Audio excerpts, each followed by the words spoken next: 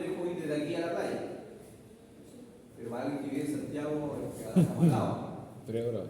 Entonces, claro, para alguien que vive en cualquier ciudad, digamos que no tiene mar, claro que quería ir a la playa, aquí no. Uno puede ir realizando, tomando otros hábitos que van en beneficio de esto. Pero insisto, tiene mucho que ver con el sedentarismo. Tiene mucho que ver con el sedentarismo. Hay otro aspecto que también vamos a ver que también se utiliza como un medio preventivo, pero más que preventivo, pensando en los errores que uno puede cometer. Por ejemplo, con el calzado, que ya lo vamos a ver. ¿Ya? Entonces, esto le decía yo que antes era mucho más común.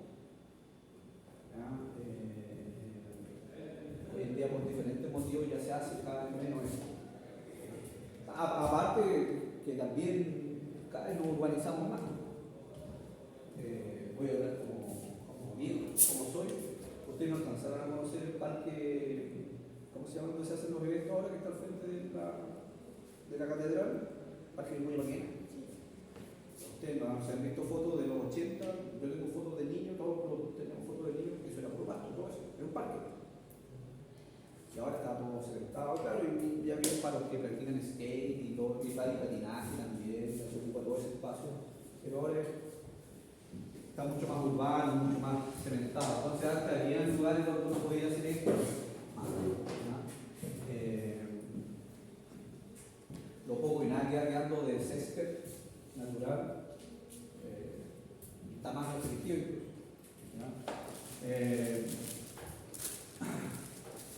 El calzado, la importancia del calzado.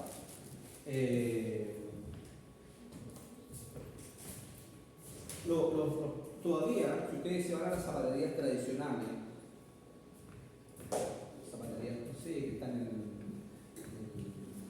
la Feria del Morro, hay zapaterías todavía, el 21 de mayo, bueno, no he ido ahora, el 21 también había una zapatería ahí en Chelich. Los calzados de niños son todos así tipo botones. Allá en los diferentes modelos por fuera, todavía hay unos papás que recuerdan porque tienen así los criados, ¿cierto? Y buscan estos zapatos sin tener el conocimiento o la prescripción o la indicación médica.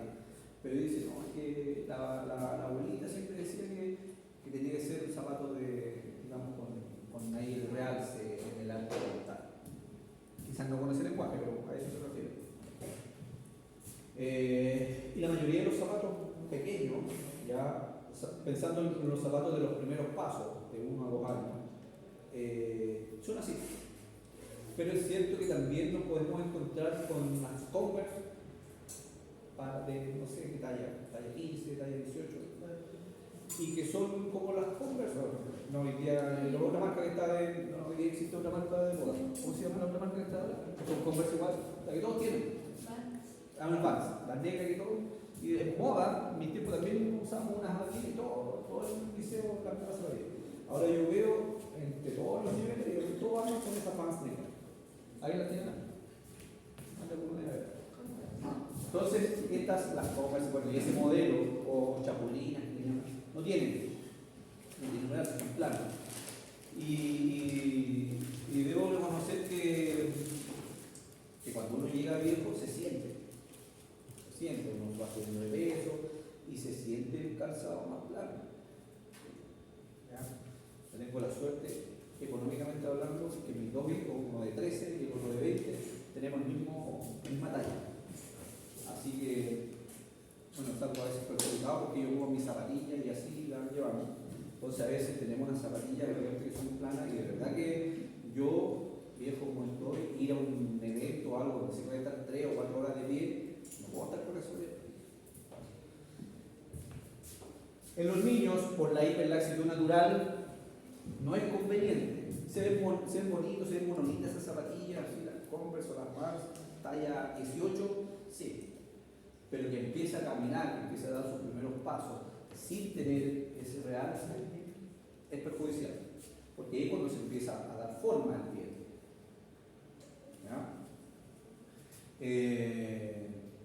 Entonces es importante buscar el calzado adecuado. Y ojo que no estoy hablando de marcas, ya más allá que ejemplificaba acá, más digamos,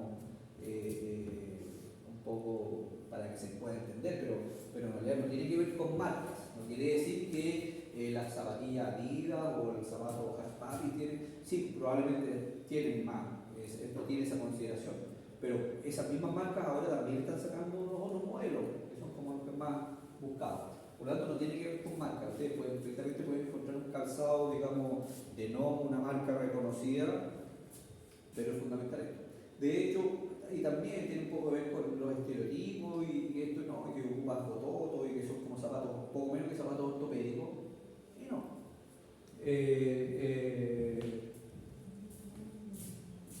De verdad que todavía, por eso me digo, todavía se fabrican y se venden estos zapatos. Más allá de hablar de las tallas, no sé si ustedes manejan las tallas, pero estamos hablando de los zapatos que ocupan los niños entre los 2 y los 4 años. ¿Ya?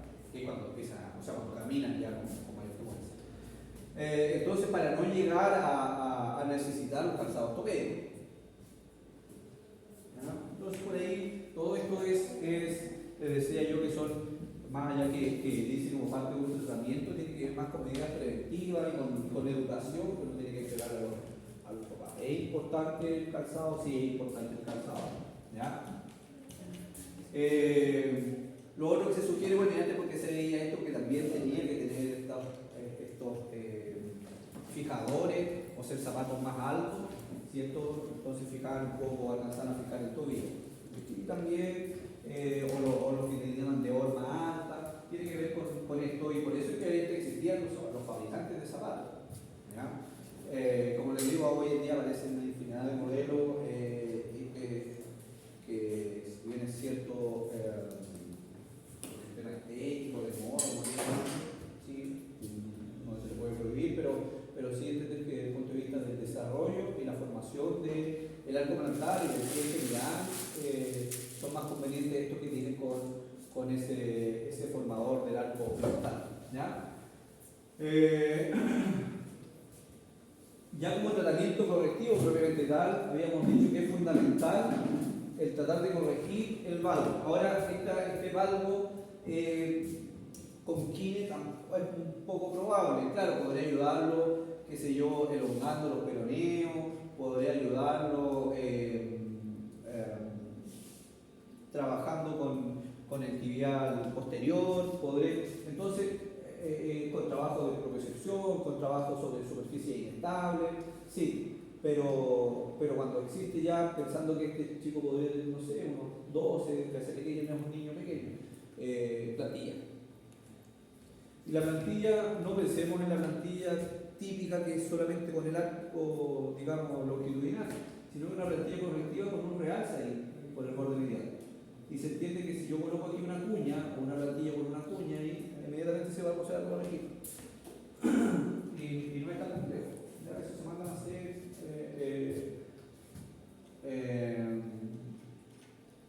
porque está muy asociado este calcáneo valgo o este talón en valgo asociado al pilar.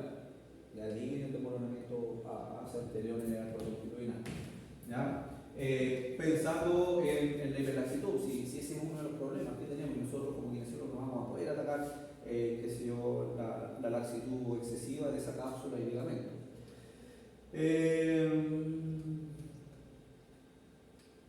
Entonces, técnicas terapéuticas existen muchas.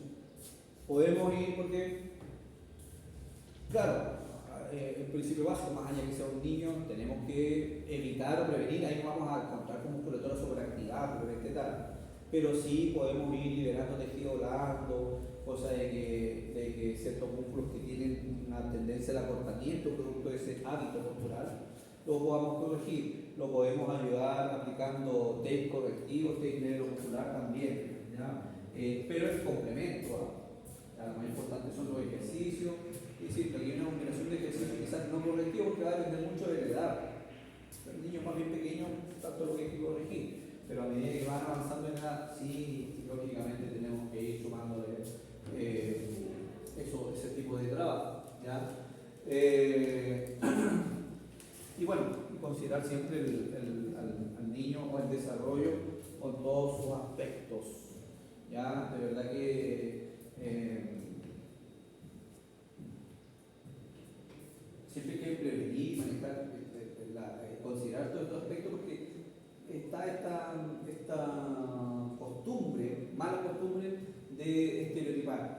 Entonces tú vas con un cierto calzado y dices, ah, claro, está, no sé, no voy a usar términos peyorativos que pueden usar entre niños que a veces son muy violentos o en realidad que pueden dañar la salud mental. ¿Ya? Eso no escapa a esto, no sé, pensando quizás simplemente en un tipo de calzado. Entonces, siempre hay que considerar cualquier trastorno, ¿ya? Cualquier patología. Obviamente, no es un tema solamente estructural, segmentario, sino que es un tema de salud mental. Si eso es indesmentible. ¿Ya? No sé, por ejemplo, más claro y concreto de lo que vamos a ver en 2 semanas más en la Teletón. ¿Ya? O sea, más allá de todos los trastornos neurológicos o propiamente tal de ciertas alteraciones del desarrollo y del crecimiento, tiene que ver con el tema acá.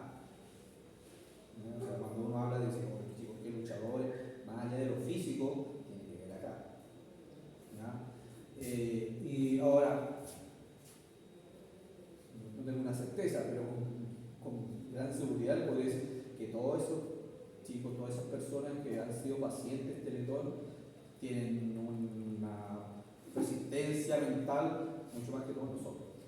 Nosotros nos hacen así, nos desmoronamos, nos afecta emocionalmente, pero ellos que han luchado toda su vida son unas máquinas, nosotros somos más sensibles. Entonces todo eso se puede ver reflejado. ¿Por qué? Porque son niños. No hay una madurez emocional. Ustedes mismos que son jóvenes, muy jóvenes, yo creo que todavía se consideran que emocionalmente están ahí medio inestables. ¿Ya? ¿Por qué podemos esperar a un niño? ¿Ya? Si bien es cierto, algunos niños son mucho más naturales, uno puede decir, no, o sea, en realidad los niños como que les da lo mismo, sí, pero no todo. ¿Ya? Entonces nunca hay que olvidarse de ese aspecto psicológico cuando nosotros tratamos. Nosotros nos tratamos un pie plano, nos tratamos, qué sé yo, un pie bot, no, nosotros tratamos una persona, un niño. Y además no olvidar el entorno, la familia directa. ¿Ya? Entonces, todos los tipos de plantillas que se puedan diseñar, que eso ojo, que no es nuestra labor diseñar, invertir, indicar una plantilla. Es labor del fisiatra, del pediatra, puede ser, del traumatólogo, principalmente del fisiatra. Él tiene que indicar el tipo de plantilla con la altura de. ¿Ya? Bueno, hoy en día existen otras profesiones como el ortopedista que también está capacitado para eso, también te hace las mediciones y puede indicar y dar forma a estos tipos de plantillas, entendiendo que más bien con un objetivo correctivo. ¿Ya?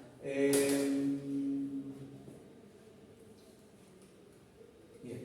Entonces lo que nosotros, bueno, y como todo trastorno del aparato locomotor, musculoesquelético, también puede llegar al extremo de realizarse una intervención quirúrgica. ¿Ya? Existen cirugías como muy comunes, por ejemplo, ese que se llama calcáneo stop, se llama así, ¿ya? En las cuales simplemente ponen ese perno, fijan el astrago calcáneo. Esto para evitar que el astrago se vaya hacia adentro. Entonces lo dejan fijo ahí y estos son fotos más allá que están sacadas de la red, digamos, pero fotos reales.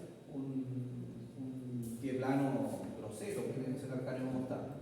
Con la cirugía non-stop queda, obviamente se tiene que tener de un día para otro. Esto también involucra, como todo tipo de cirugía, la corrección quirúrgica y además el tratamiento kinésico respectivo. Porque recuerden que al realizar este tipo de intervenciones tan drásticas, en las cuales se modifica la forma o la arquitectura de un pie, la arquitectura ósea, ¿qué va a hacer con el tejido blando? Todo esto que estaba así, de un momento a otro, entonces todo esto que estaban más tensos, los acortaron, quedó un espacio de más, y los otros que estaban muy acortados, de un momento a otro los estiraron. Entonces, el post-operatorio no es algo así como que, tengo que plano, opérenme y a los 10 días estoy caminando como si nada. No, ahí manejo el tejido blando. Debo reconocer que me tocó un paciente de 12 años y primero me llamó la atención que lo operaron los dos. Ahora después he entendido que lo operaron en Santiago. He entendido porque claro, cuando uno de provincia le dice, escucha, aprovecha, a la papá obviamente aprovecha, lo operamos los dos y no tiene que pegarse con un viaje o dos procesos de postquirúrgico y de rehabilitación. Entonces, bueno, llega y yo lo he haber visto a los 20 días, más o menos, entre que estuvo en Santiago, que empezó con terapia en Santiago porque le hicieron el primer control allá y el niño llegó como si nada caminando. Y yo decía, pero ¿y dónde duele? Es que los niños, la recuperación es mucho más rápida, ¿ya? Claro, tenía la cicatriz, tenía un cierto grado de rigidez, pero funcionalmente, o sea, de verdad, cuando los papás se comunicaron conmigo y querían que yo hiciera el tratamiento, yo pensaba que era un poco menos que con bastones, me iba a estar en silla de ruedas, una operación no menor. Y no, venía caminando sin mayores dolores. Había que trabajar más en particular, fortalecer, hay que trabajar un poquito otros elementos de capacidad física un poquito más, como correr y saltar de forma progresiva, ¿cierto? Pero, no, digamos, no, a lo que uno podría pensar, ¿ya? Ya, entonces, claro, como ahí por eso yo decía, cuando ya existe un fracaso, o cuando no existen cambios significativos con ejercicio o kinesiología, se llega a este tipo de intervenciones más drásticas, ¿ya? Bueno, hay que también pensar que si bien es cierto el pie plano no es un trastorno, digamos, invalidante, en algunos casos, como le decía yo, cuando uno se va haciendo más viejo, cuando uno va subiendo de peso, aparece pensando en la etapa adulta,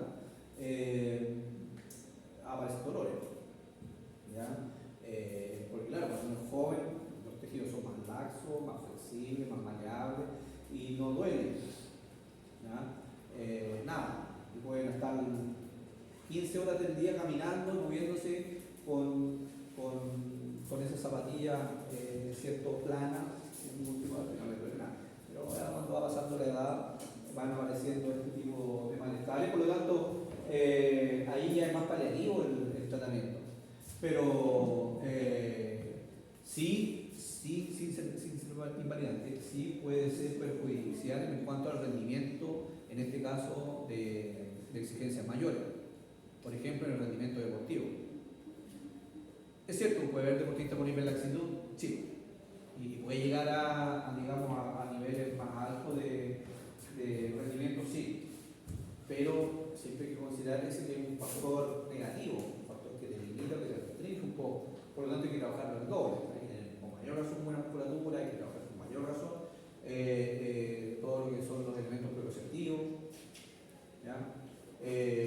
Porque si no te va a restringir, te va a limitar, ¿ya? Quizás no con dolor, pero sí en cuanto a las capacidades físicas.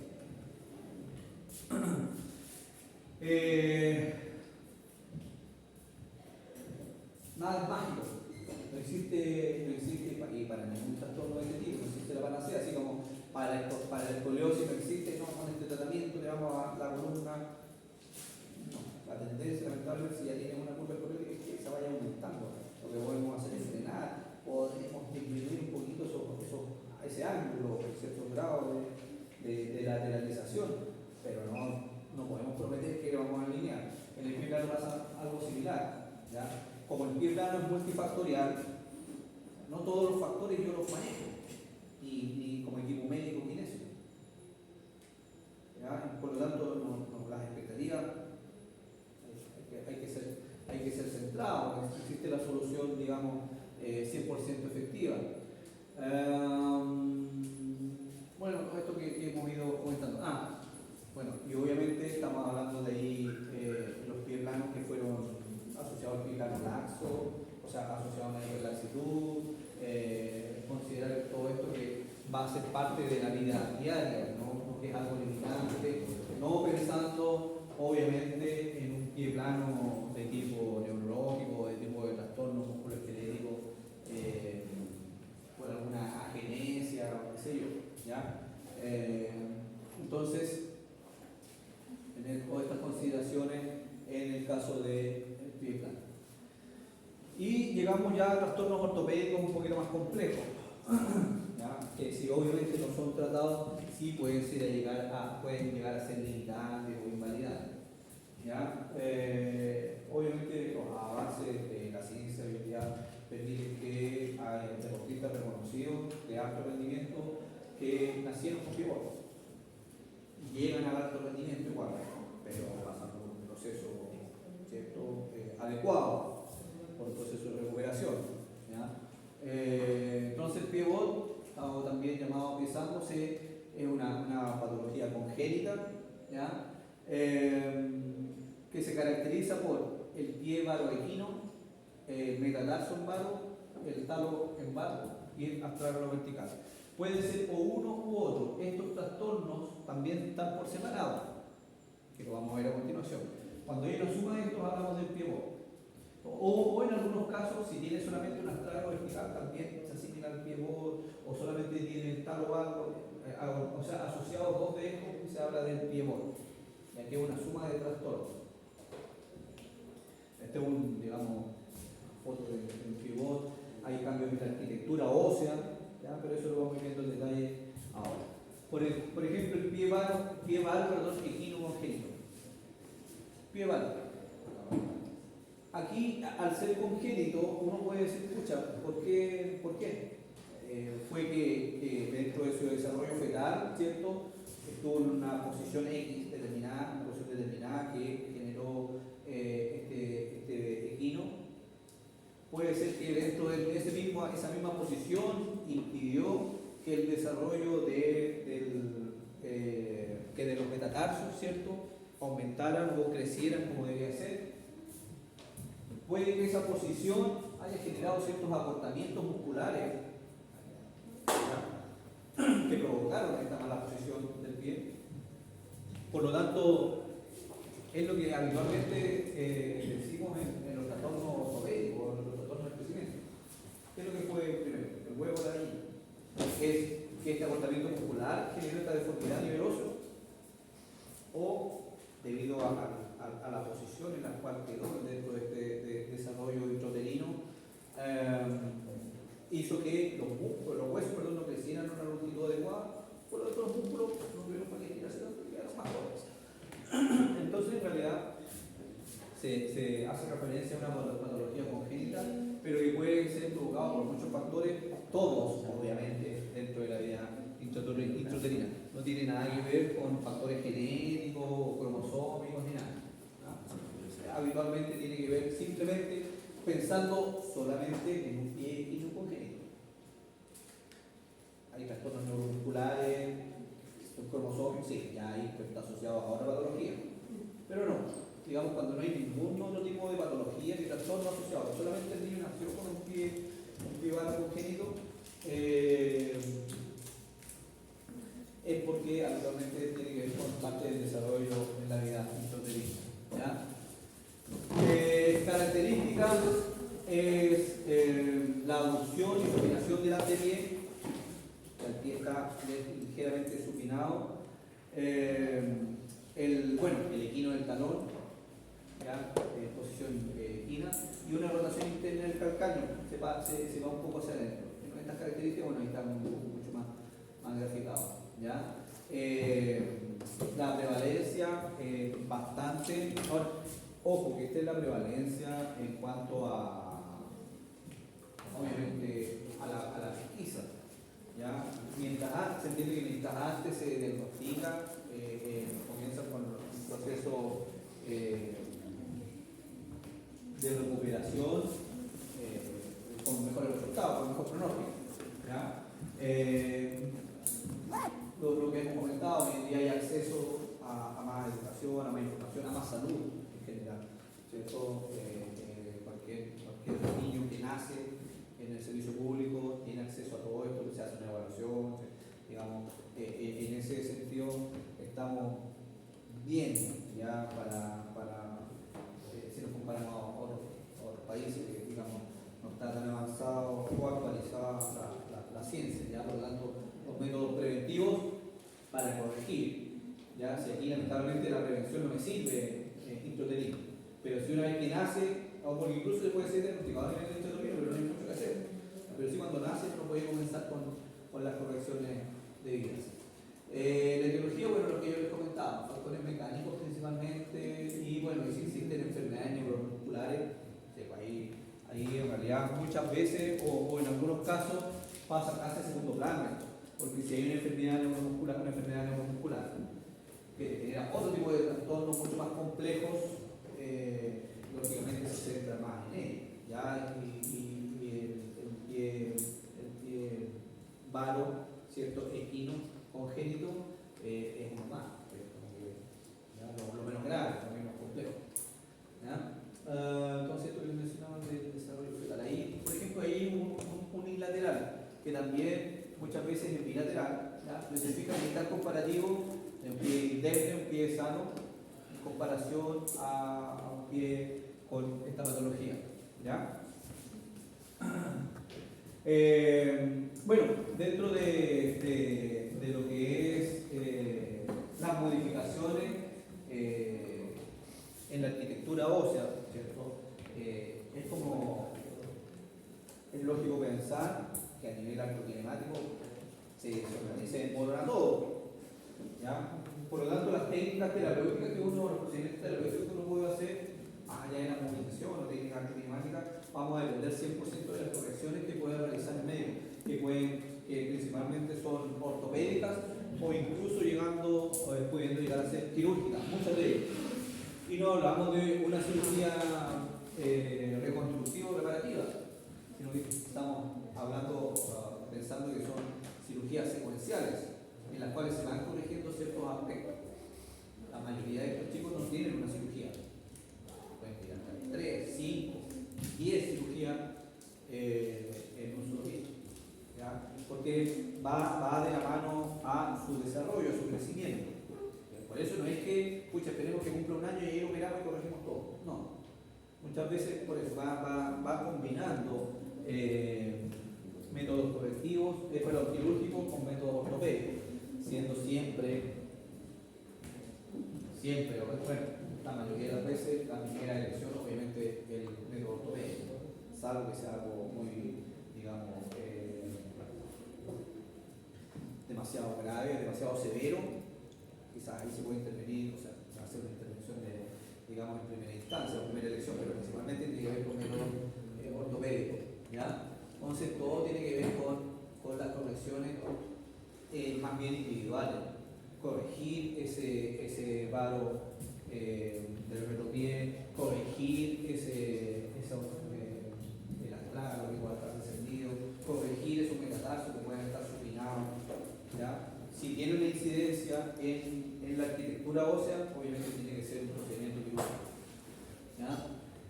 El diagnóstico es relativamente, digamos, no es complejo, porque se observa esta variante en el medio pie. Y no hay que, lógicamente, que el niño, que el paciente adopte esa postura. Ustedes van a tratar de movilizar y se van a dar cuenta que existen restricciones articulares y óseas que hacen perder la simetría, ¿no? Por lo tanto, uno puede entender, a grosso modo, que un pie, bueno, están en segundo, ¿no? ¿Cuántos semestres? Bueno, yo no sé biología, pero podríamos estar en condiciones perfectamente de tomar un pie y reconocer anatomía palpatoria de primera, reconocer todas las estructuras óseas. Con un pie, reconocer los calcáneos, el astral, los cafoides, obviamente el calcáneo de acá abajo, el angular, el cuboide, quizás las cuñas también las cosas identificar y a partir de ahí sigo palpando todos los 5 metatarsos y la falange. Podríamos hacer eso. Entonces, si esto lo tengo acá presente y lo puedo reconocer, obviamente cualquier pérdida de esa asimetría, de esa simetría o de esa regularidad que debe tener el pie, la voy a pesquisar de inmediato. Si yo estoy palpando y veo que un astral está como fuera de lugar, digo, acá hay algo extraño, algo no me cuadra, voy y lo comparo con el otro. si yo estoy palpando en el arco y veo que hay una prominencia que no corresponde entre el astrágalo y el cuboide, digo, algo está pasando. Perdón, entre el astrágalo y el cafoide, y esto no me cuadra, comparo con el otro. Entonces yo soy capaz ya de determinarlo, reconocer eso. Y bueno, si nadie se dio cuenta, le digo a los papás, qué sé yo, hay que ir a los pediatras, ir al médico, le toman una radiografía para ver y que se fijen. Nosotros podemos indicar, recetar o solicitar examen, ya, pero ya al médico. Y ahí confirmar que quizás no, simplemente su forma el pie de la estructura ósea tiene quizás más pronunciado, qué sé yo, ese, no sé, apófisis estiloide del quinto metatarsiano. Imagina que estuviese fracturado, fuera de lugar. No, estiloide no. ¿Ya ven? ¿Y los papás? Ahí está, tiene razón, los papás son buenos. Entonces, pero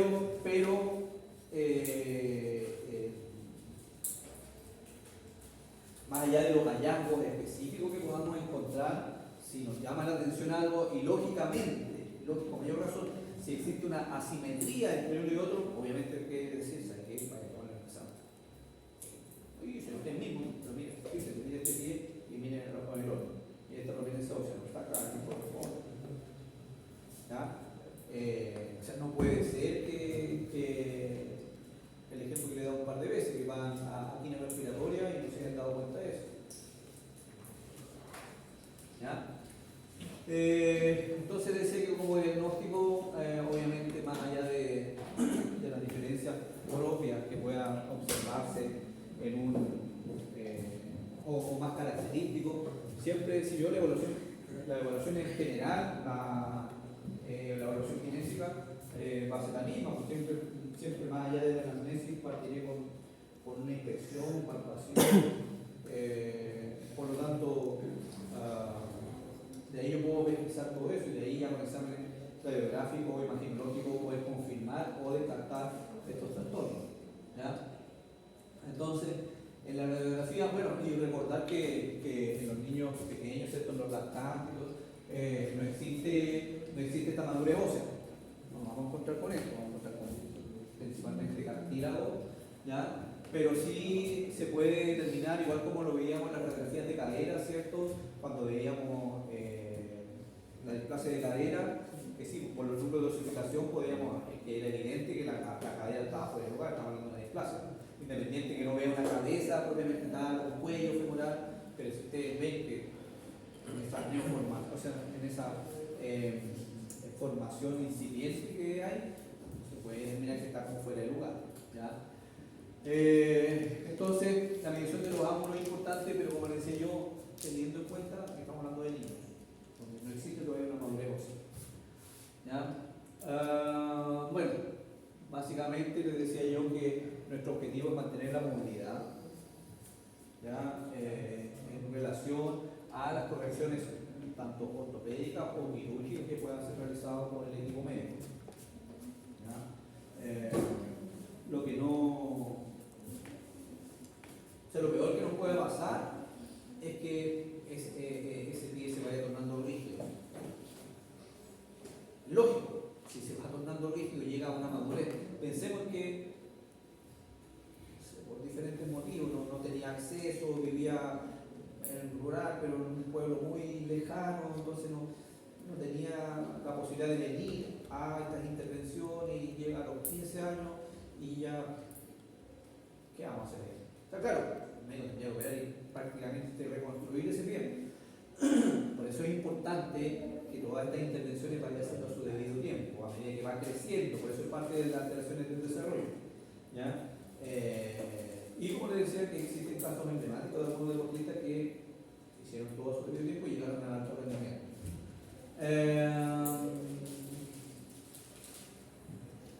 Bueno, siempre considerar el calzado. Existen métodos más ortodoxos, más activos, ¿ya? Pero sigue siendo el más utilizado, convencional, la aplicación de yeso. Esto es más o menos la secuencia que hay en las modificaciones, ¿cierto?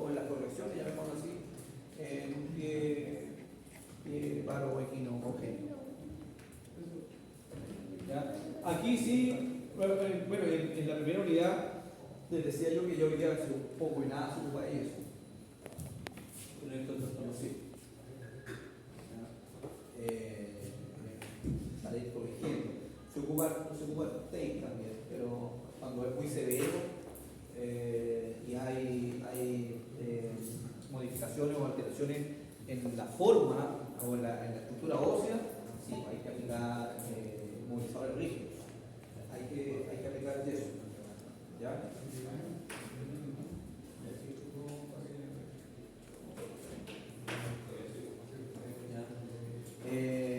Y como decía, sin dejar de lado lo que es el tratamiento quirúrgico.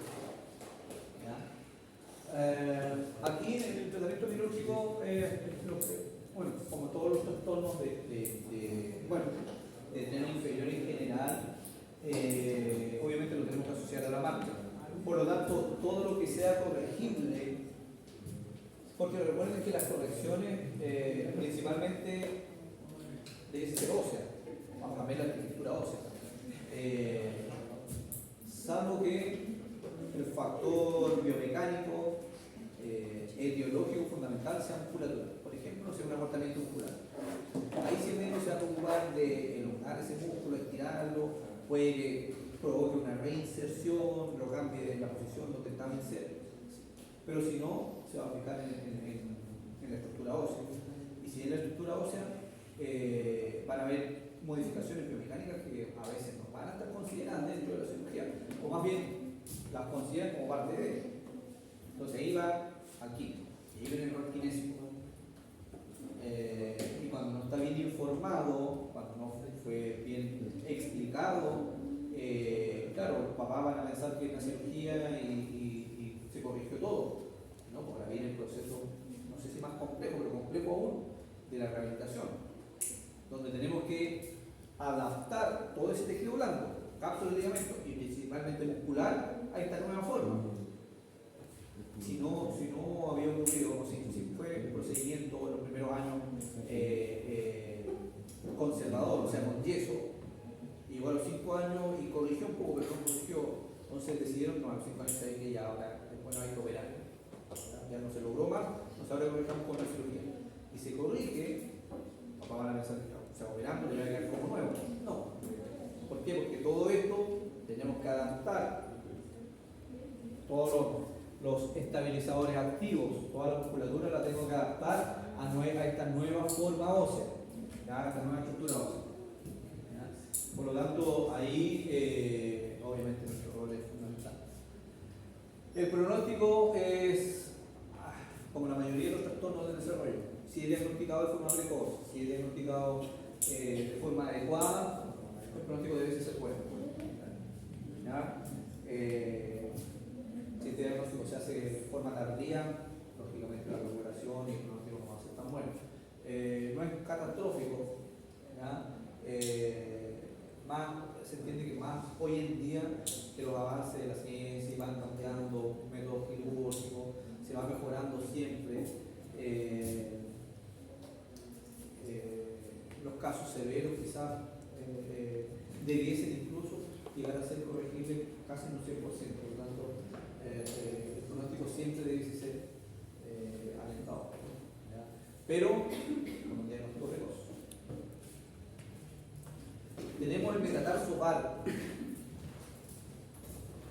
Solamente los metatarsos se fueron hacia adentro. Muy similar, más allá de las características propias. Vamos a ver que todas estas patologías tienen la misma etiología, ¿cierto? Que a nivel intrauterino, a nivel, o sea, por las posturas adoptadas. Pocas veces, este trastorno es pocas veces asociado a enfermedades neuromusculares, de origen neurológico. Entonces, literalmente la teoría se encuentra hacia mediana. ¿Ya? Muchas veces decía yo que estos trastornos no son exclusivos, no son únicos. ¿Ya? Perfectamente se puede tomar como una forma en particular del pie, pero no considerarlo patológico. ¿Ya? Pero mientras todo esto se pueda prevenir a vida futura. Porque de verdad que probablemente esto al niño no le duele. No cojea, no hace vida relativamente normal. Pero cuando llega la adolescencia, o quizás antes, estamos en sobrepeso, empieza a ver.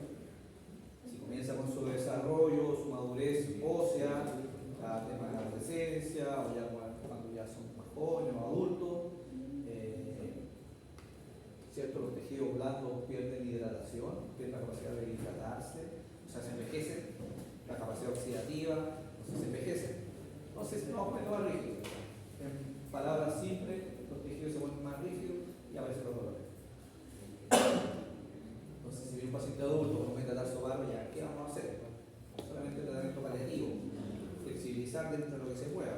Por eso es que si esto puede ser detectable y corregible a edad temprana, es mejor ahí que uno puede ir modificando ciertos aspectos al tener una arquitectura ósea madura. ¿Ya? El pie talo válvulo. ¿Ya? También es bastante evidente. Esto sí muchas veces se asocia a trastornos neuromusculares. ¿Ya? Entonces, parte de un proceso mucho más amplio. ¿Ya? Pero si se fijan, siempre tiene que ver también con la posición intrauterina, que es como la mayoría de estos trastornos. ¿Ya? Pero este sí, que es más severo, digamos, o mucho más marcado, puede estar asociado también a trastornos de origen neuromuscular. ¿Ya? También se parte con procedimientos conservadores, con yeso, o inmovilizadores rígidos con yeso, y una alta probabilidad de que también pueda ser intervenido quirúrgicamente. El astrágalo vertical es literal. La radiografía dice que el astrágalo. Ahora, por eso le decía yo que los pies planos. El pie plano es cuando se toman imágenes y se descarta todo eso. Porque esto clínicamente se ve como un pie plano. Si piensan que el astrágalo está hacia abajo, está desmoronado, como que se cae. Y claro que uno no ve alto plantar. Como un pie plano severo. Por eso es que es importante la radiografía para determinar que no es un pie plano fisiológico. Por ahí, no sé, alguien me preguntó que hasta qué edad uno podía pensar que es un pie plano fisiológico. Bueno, con una radiografía tú descartas un astrágalo, ¿ya? Que puede ser, esto puede parecer, si no tomo radiografía, clínicamente pudiese confundir, pensar que es un pie plano severo. No, podemos ver que acá en el astrágalo vertical, miren el ángulo entre el calcáneo y el astrágalo. Cirugía. ¿Ya? Similar a lo que se realiza en el pie plano, severo, que es el calcáneo stop, que es cuando tiran el perno hacia abajo, en el que con una aguja tratan de corregir, pues bueno, se corrige quirúrgicamente ese astrágalo que estaba hacia abajo, ¿ya? O astrágalo vertical.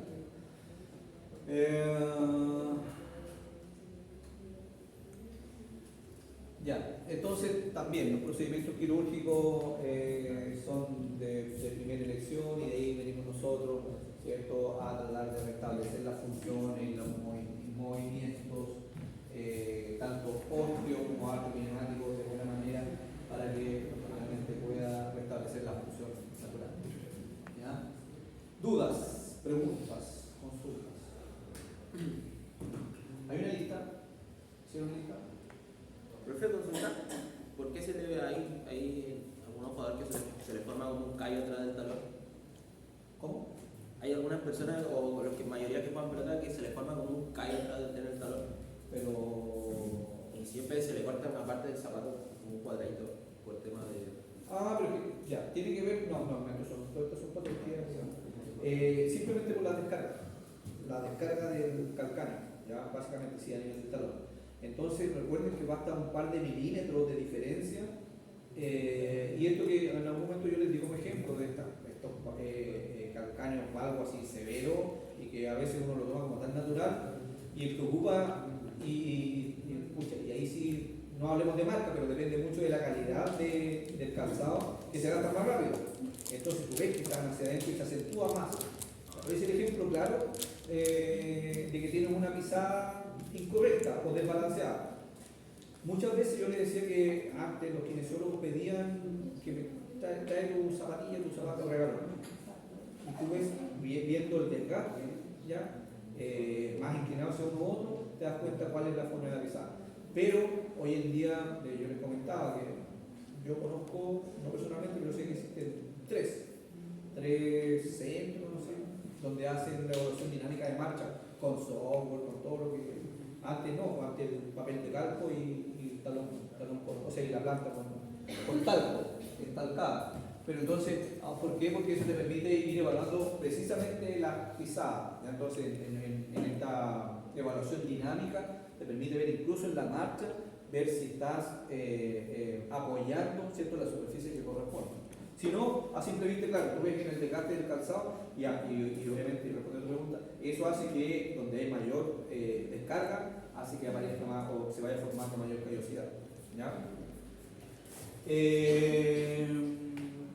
Hasta aquí, esta es la prueba del próximo martes. En la tarde, igual como lo hicimos, esto me preguntaba la semana pasada y le dije que no, que iba a una alumna que me acuerdo que me preguntó si no íbamos a hacer porque vamos a hacer la tarde prepráctico, ya, o vamos a hacer el ensayo del taller que vamos a hacer el jueves. Si lo hacíamos todos en un solo horario. De ahí le dije que no, porque esa vez lo habíamos hecho porque teníamos una charla previa, ¿cierto? Pero ahora sí, podríamos hacer, reunirnos todos en un horario. Así que Javier ahí lo vamos a... Bueno, ustedes ya gasta la mayoría presente, más de la mitad creo, y formalízalo ahí en el grupo. Que en la tarde nos vamos a reunir a las 3 de la tarde. Un solo grupo, o sea, un solo bloque. Y nos vamos a quedar, o por lo menos yo me voy a quedar hasta pasado las 4:30, por ahí, si algún pajarito no supo y llega a las 4:20, por lo menos le doy la patología para que pueda trabajar en su casa. Así. ¿Ya? ¿Estamos todos claros los que están presentes acá? Hoy entonces, todos a las 3 de la tarde. ¿Ya? Vamos a hacer lo mismo que vamos a hacer en el taller, del día jueves, del taller evaluado. Eso. ¿Alguna duda? Ya tienen todas las diapositivas, faltan todo lo que PPT, faltan solamente que terminamos hoy. ¿Son 3 PPT? ¿No tienes que estudiar toda la prueba de 14? No me acuerdo. Columna, cadera, rodilla, pie.